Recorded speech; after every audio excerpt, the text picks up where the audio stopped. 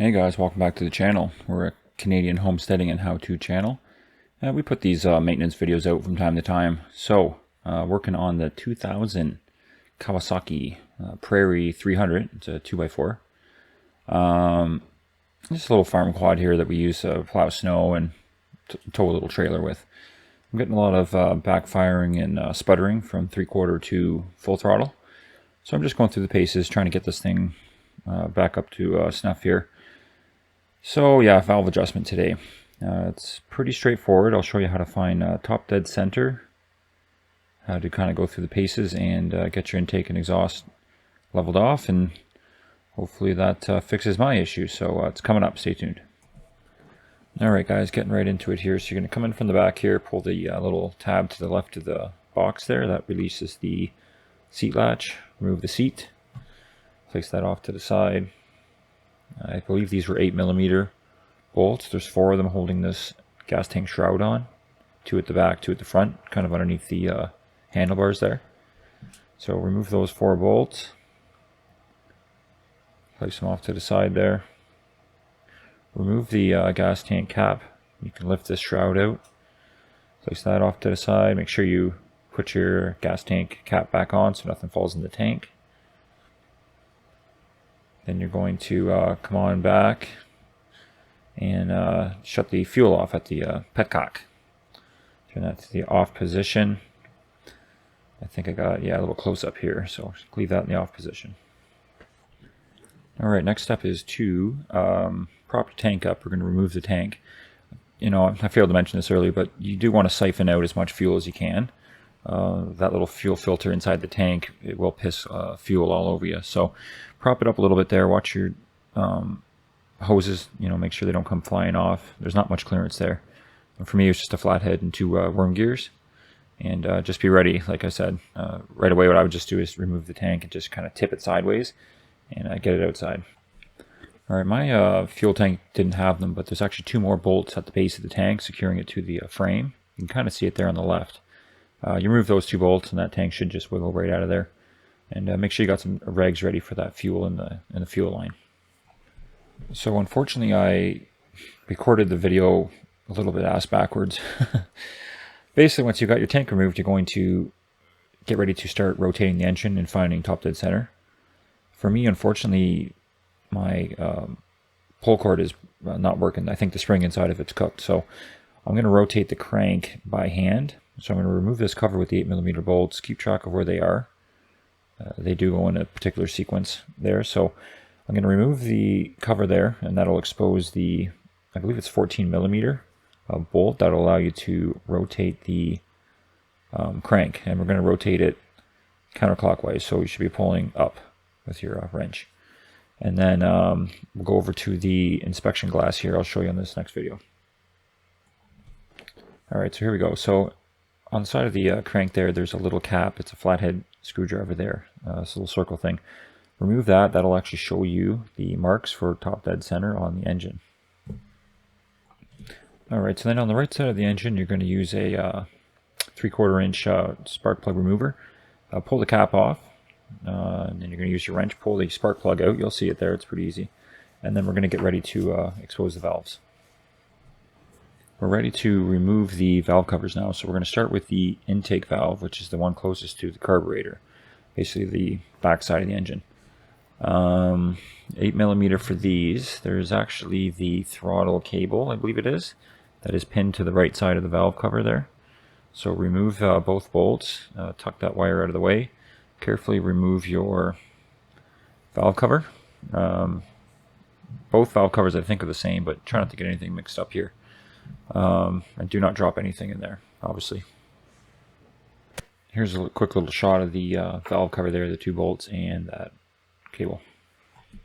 Moving on to the exhaust side of the engine now. We're going to have to remove this cross member here. There's 4 bolts holding it on. It's kind of jammed up in these cables a little bit, so just wiggle it out. There is a bolt on the bottom. It's kind of like a little swivel bolt. You'll need a wrench and a socket. I think they were 10 or 12mm. You can see me playing with it there.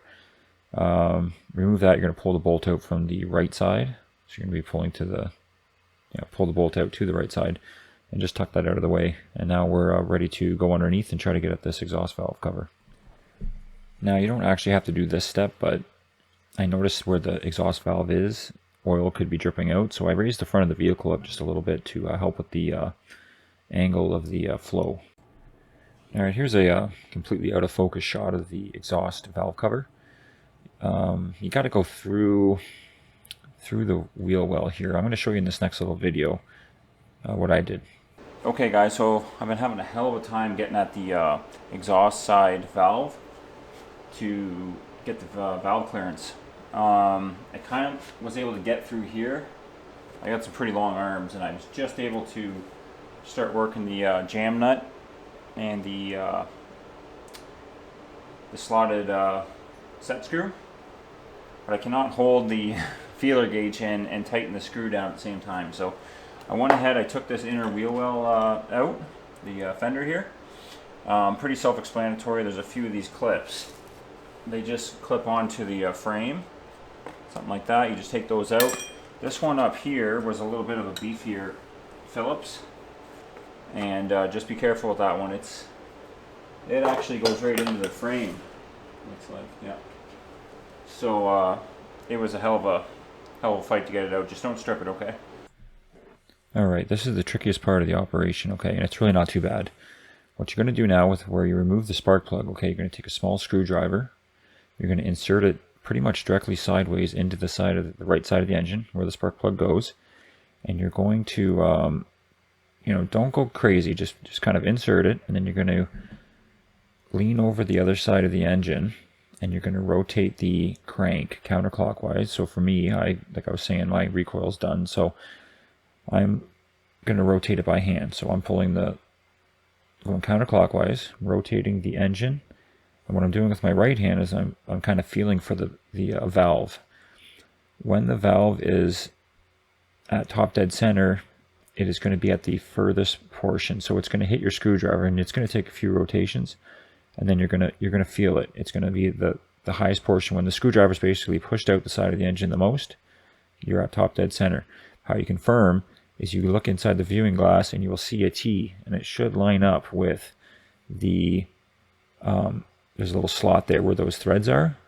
Line that T up with that, and if your screwdriver is all the way out, you're at the compression stroke with top dead center. That's the proper way to find top dead center on these engines. Now, if the T does not line up perfectly, you can rotate the engine the other way and just get it lined up pretty close there. And then just leave it, you know, take your screwdriver out, and at that point you're ready to start setting your valve clearance. Okay, so that's what we're going to do next here. Okay, so we're getting ready to set the intake side valve clearances. Now I just want to point out, I'm definitely not a mechanic. You know, I work on my own stuff. This is how I do it, and it does take a little bit of finessing, and you know, you may need to adjust them a couple times to get it perfect. But what you do with these is you basically have two adjustments. You've got a 10mm wrench there that you saw. There's a nut that you loosen. That's kind of like holds the valve adjustment, and then you use a flathead to actually adjust the valve up and down. So what I did is I took my wrench out, I broke torque on the little nut there, and then I worked the valve all the way open by going counterclockwise, and then I used my measurements underneath the seat. So underneath the seat, I'm not sure what they say, but for me I did 0.13 millimeters, and what you can see there is I'm kind of tightening it down, sliding my feeler gauge in at 0.13 millimeter, and I'm just kind of feeling it out. I want it to drag slightly. I don't want it to be so tight I can't pull it out, but I don't want it so loose that they start flapping around. When I find what I need, I tighten it down, and then I hold the adjustment in with the flathead, and I tighten the 10mm nut, and that locks the measurement into the valve. Once you're confident you got the proper valve clearance, go ahead and put your cover back on. They do say up, which means up basically towards the top of the engine. And then don't forget your cable, because that has to get pinned on the right side bolt. I forgot that the first time. Now that you've seen how we do the intake side, it's time to do the exhaust side, which is tricky. Obviously, you know, we got to get our hands in here with a small screwdriver, same 10mm, You've got to loosen the valve open all the way, get your feeler gauge in there. Again, we're going with exhaust 018 is what I went with, millimeter. You're going to lock it in and tighten your nut and put your valve cover back on. Now, if you didn't lift your vehicle up, basically all you got to be prepared for is a little bit of oil to drip out of the exhaust valve. So if you got a couple rags ready and you open that valve, catch all that oil. It's really not too bad. You don't have to lift it up like I did, but now I'm lowering it. I'm getting ready to reinstall the gas tank. All right, before we install the gas tank, I was kind of jumping ahead there, but we got to reinstall that cross member there. Slide that bolt through onto the engine. Reinstall the clip properly, and yeah, get that stuff ready to go. What else am I forgetting here? Oh, the spark plug. Yeah, so definitely thread your spark plug back in. You know, if you don't really know how to get a spark plug in, you might want to rethink this valve adjustment. It's a little more advanced, you know what I mean? But yeah, you know, thread your spark plug back in, put your boot on, and we'll get ready to reinstall the gas tank. Next up, we got to add fuel to our fuel tank if you did siphon out the fuel. You know, remember, it does take, for me, it took my first time doing valve adjustments last time on this, it took 2 tries. So, you know, don't fill the thing full of fuel first. Kind of leave things in a state where if you do have to go back and tighten up the valves, just do that. And then once you know you got your valves nice and tight and they're quiet, reinstall your tank, your fuel lines, and all that stuff.